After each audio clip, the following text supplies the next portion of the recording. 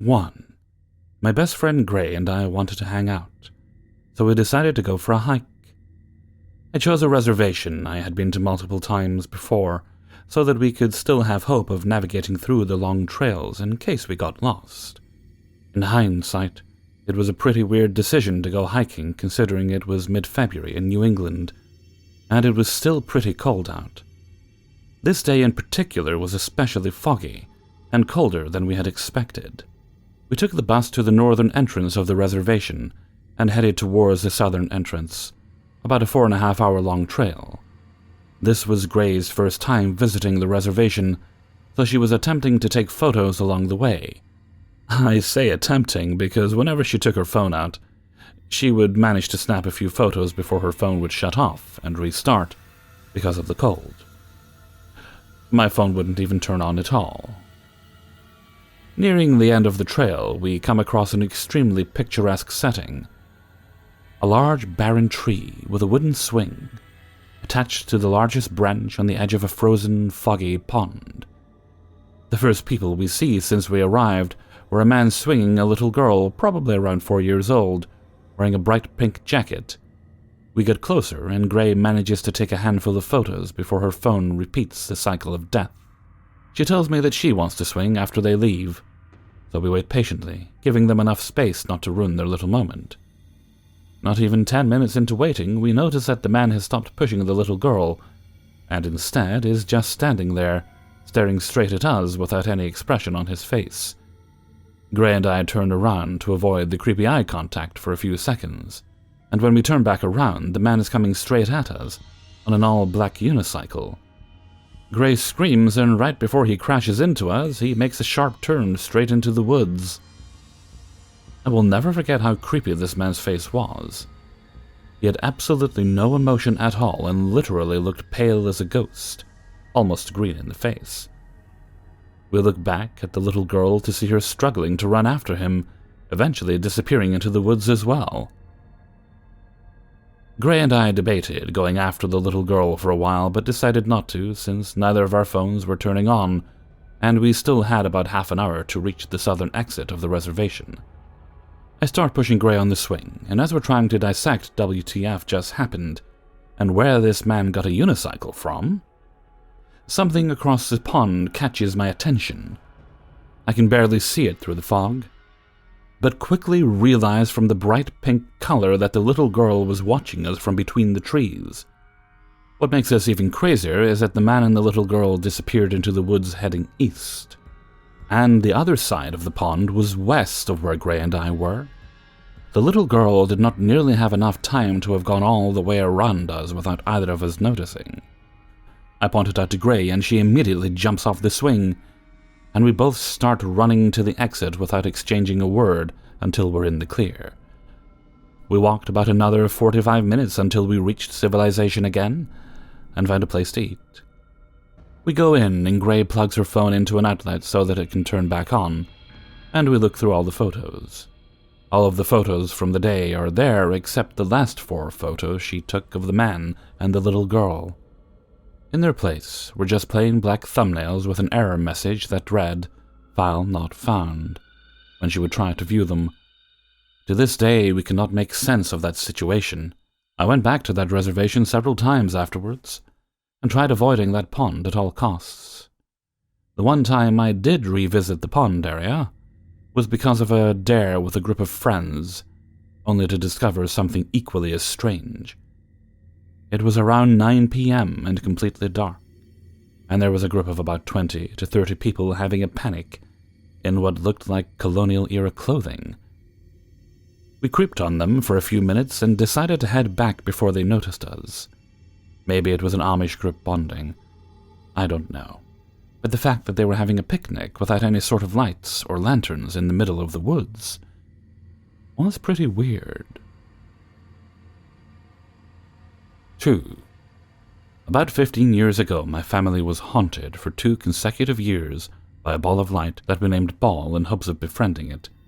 Sounds kind of weird, but we interacted with it so much we consider it as a pet to cope with the situation. It all started suddenly when my brother and I were laying in bed trying to fall asleep. Suddenly a loud bang was heard on one of our windows. We started to feel odd, but assumed it was just a bird. Then another loud bang. We almost simultaneously arose from the bed, only to meet with a ball of pure light greeting us. Inside the room, just hovering. It was the first time we were both ever frozen with fear. An eternity went by when suddenly it zipped out of the window with another loud bang, very similar to what's shown in movies when spaceships light speed away. "Did you see that?" my older brother asked, as he got up to check on our little sister. Surprisingly, she was sitting on her bed, head tucked into her knees, crying. She had witnessed the same thing. We all rushed to wake our parents, who were pissed. We must have all been making it up to just annoy them. Several weeks of this passed seeing Ball every day, until we just try to ignore it. Maybe if we don't give it any attention, it'll go away, we all agreed. Ball did not. Ball demanded our attention. It started to constantly cause a bang at our window for what seemed like hours at a time, while my brother and I just laid in bed frozen with fear. At times it would hover over us. I remember trembling and shutting my eyes as hard as I could as it hovered at my face, not being able to block out Ball's light. Like unwillingly looking at the sun with your eyes closed, but fear is making you powerless to turn away. My brother looked at Ball one night as it hovered over his face. I'll never forget hearing my older brother scream out begging for me to help him, and I just laid there. His screams awoke my parents, who rushed upstairs. Ball zipped out of the room with a loud bang which my parents heard. I was blamed for throwing objects and using the flashlight to scare my brother. Months of this continued, and then on a Friday, as my family was sitting down for our traditional movie night, Ball decided he wanted to watch too. We heard a loud bang at a window, and my dad paused the movie. What the hell was that?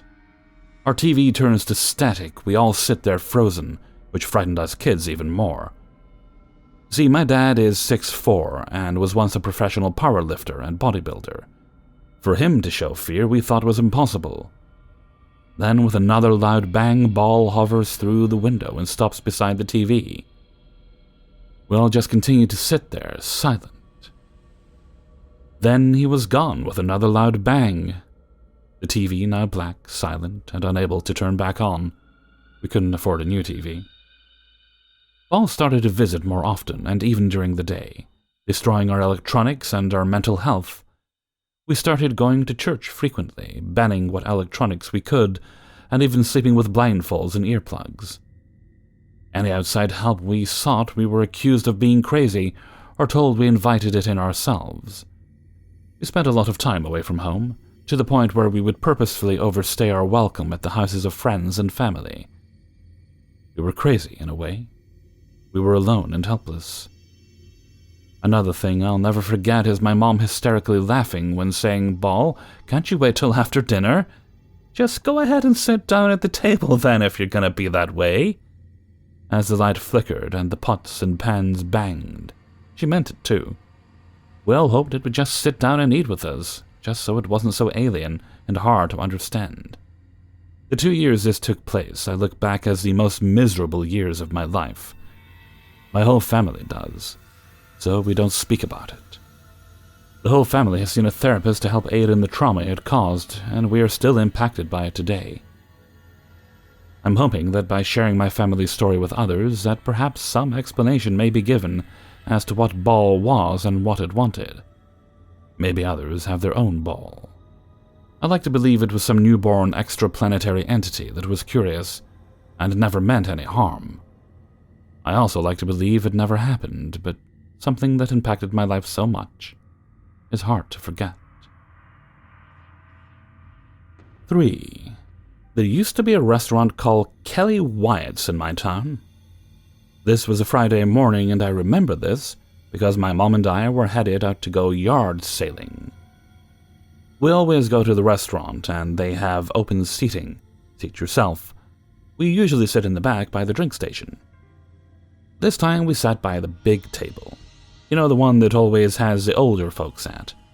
We were diagonal, or as we say in the South, cattywampus, from this man who was approximately 83 years old.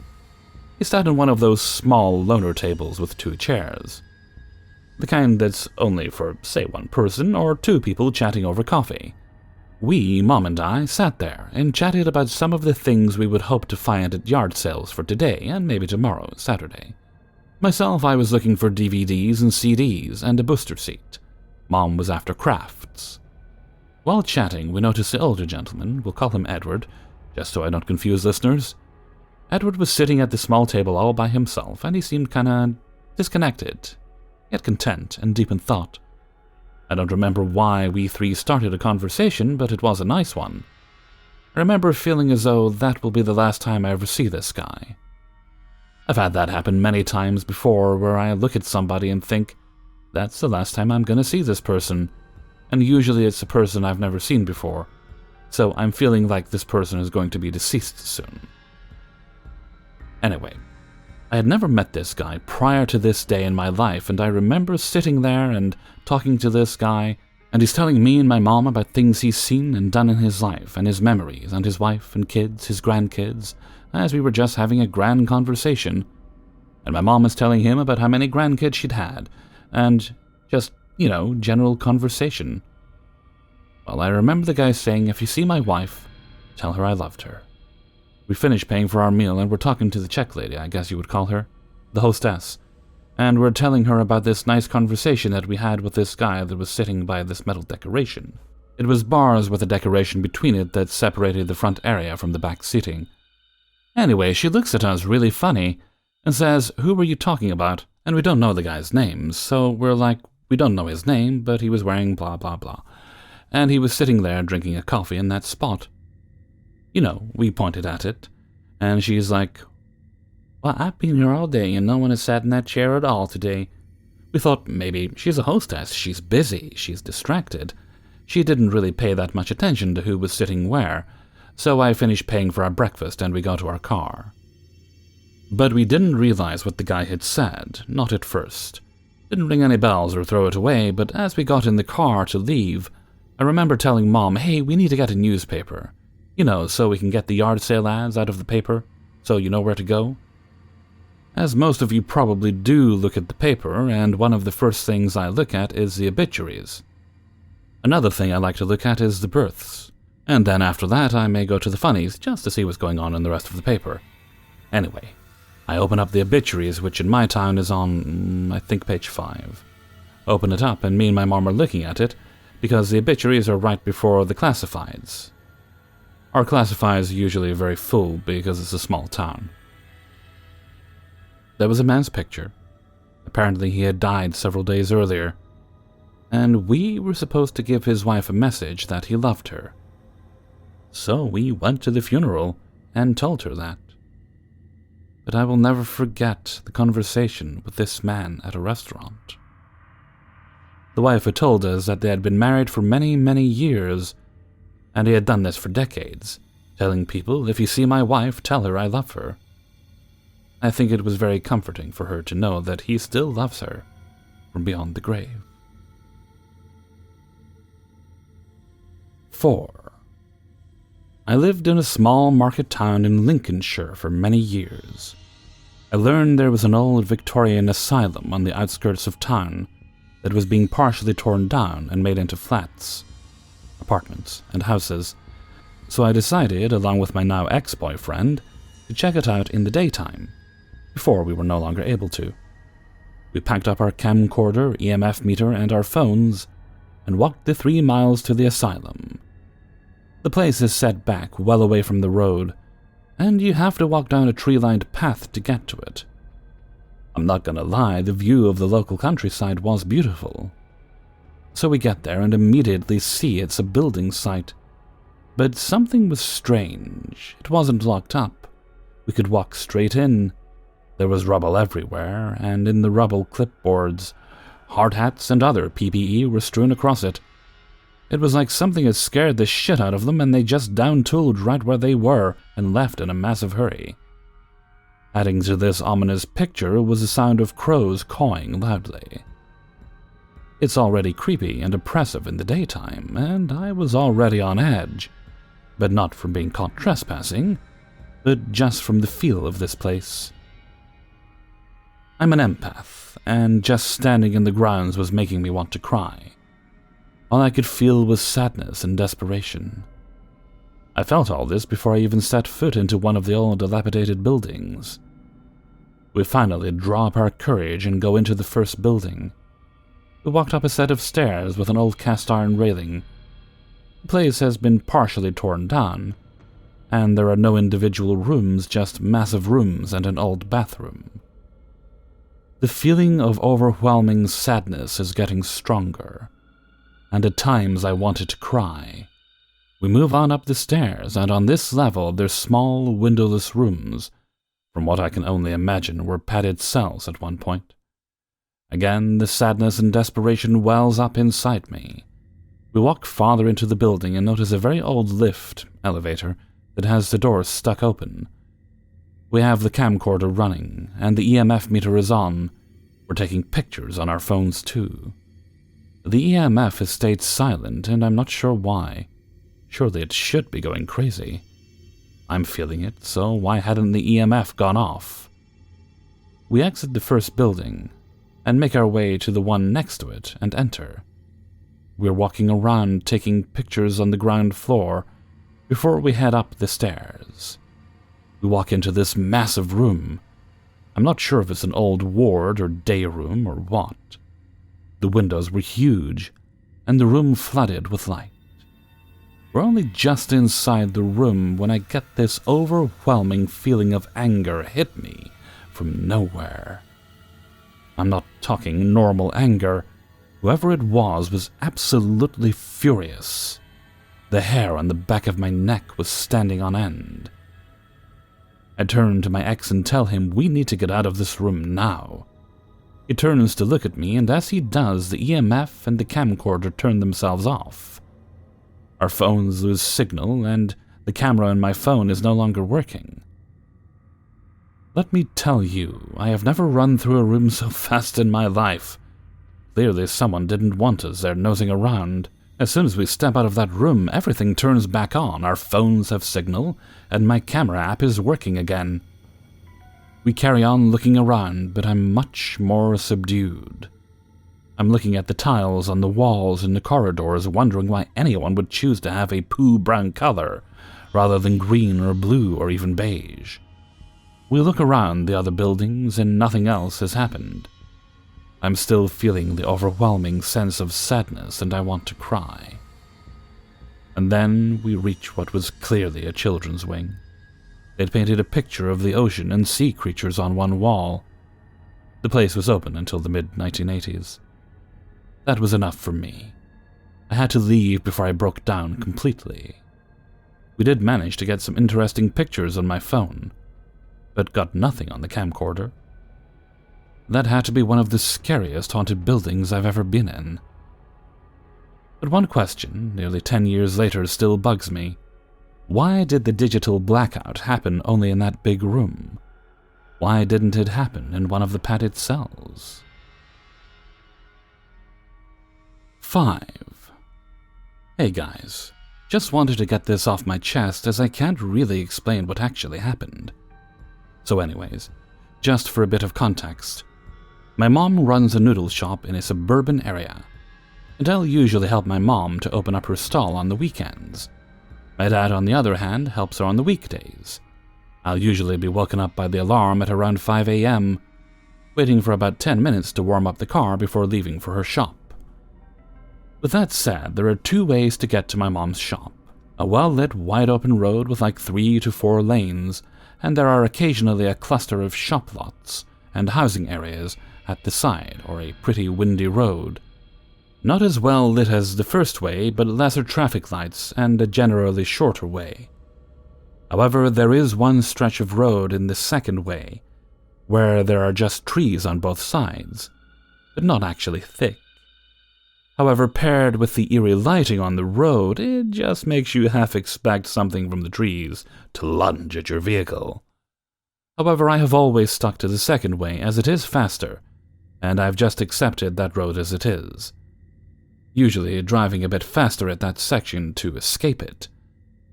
Now, here comes the occurrences which happened recently. one which happened somewhere mid-March and another one about 3 days ago. I'll start with the one from mid-March. It was a regular 5 a.m., waking up and leaving at around 5:10 a.m. This day was different though, as I was a little more lethargic than usual, so I didn't drive as quick as I would usually do at that section of the road. Well, the journey was fine until I was about to reach my mom's shop, when I heard loud rattling and banging sounds from under the car. It sounded like it came from the wheel well of my car. I was concerned, but I scrubbed it off as me just hitting something I might not have seen. After my job was done, I was heading home, this time pretty much awake. However, at that same area where I heard those sounds, it happened again. This time as clear as day. What perplexed me was that the area was lit and there wasn't really anything. But whatever made this sound sounded like it was big, something that had weight. So I stopped at the side of the road expecting a massive oil leak or damaged tire. But then no damage. I checked the vicinity of the area where I heard the sound, absolutely nothing. I went back home and did an inspection on the wheel well. Nothing at all. It was weird to say, nonetheless, and even now I'm just chalking up to my lethargy, but that's just grasping for straws. Now on with the occurrence 3 days ago. This time I took my dad's car instead of mine, and in contrast to the last occurrence, was more awake than usual. The journey was normal, nothing weird, until I reached my mom's shop. I got out of the car and stood near the rear. I was fishing around my pocket for the shop's key, when I felt something grab the lower part of my right leg. My right side was facing the car. I pretty much had a flight or fight reaction and looked down. There was nothing. I turned on the flashlight on my phone, highly expecting a bug on my leg. But there was nothing. I thought it was my pants unraveling until I realized that my pants were pretty short and couldn't have reached that part of my leg. I looked underneath the car to see if maybe there was a cat or dog or some animal which would have touched me, but again nothing. I was trying to come up with a rational explanation, but till now, not being able to come up with one. So I'd like to hear from you guys. What do you think it was? And what advice would you give me? Is that section of road somehow connected to these occurrences? Hey everybody, Hellfreezer here, and thank you very much for listening to 5 True Paranormal Stories, episode 274. And thank you very much to everybody who allowed me to use their stories in this video. If you enjoyed the video, then please do like and share it around with all your friends and family, living or dead. What day is it today? It's Friday? Yes, it is. I mean, I should know that. I only do paranormal on Friday. Silly Hellfreezer. I'm very muddled up with my days all round. Tomorrow's Saturday. Okay. There we are. Good stuff. I think I might go out and do some shopping on Saturday instead of getting a delivery. That means I can push off getting stuff delivered till later next week. No shout-outs today. If you do want a shout-out, though, you send it along to kingofthecities@gmail.com. That's kingofthecities@gmail.com. And you can find that in the description of this and every video. Now, Hellfreezer's question of the day. Now, I've been watching a lot of fancy house videos, like mansions and such, and gorgeous things. I even saw one, used to be owned by John Travolta, I think. And maybe I've been watching too many of them, because when I saw it cost $110 million, I thought, oh, that's not bad, not a bad price for that. It was like 3,600 acres, 3 huge mansions on it, so big you actually need a car, because private roads, to get from one place to another, but it's all your land. Right, now, however, logically, that would be way too much space for me. I don't need 3 mansions, I don't even really need 1 mansion. So, what in your mind is enough space to live in? Like, the place I live in is 3 bedrooms, I live here alone, but it's 3 bedrooms, kitchen, living room, bathroom, and there's a small cupboard under the stairs. For me, that's plenty of room. Obviously, I've got my bedroom, and I've got a room that can keep my exercise equipment, and one room which, when I get it cleared, is probably going to be an office to work out of eventually. Right, so for me, that is plenty of room, and I'm very comfortable there. Although I do like the idea of living in a mansion, logically, I don't need it. So, in your mind, how much space is enough space, or how much space is too much space? Comment with your answers below. Okay, and with that, I'm going to head off for now. So until next time, thank you very much for listening, and take very good care of yourself.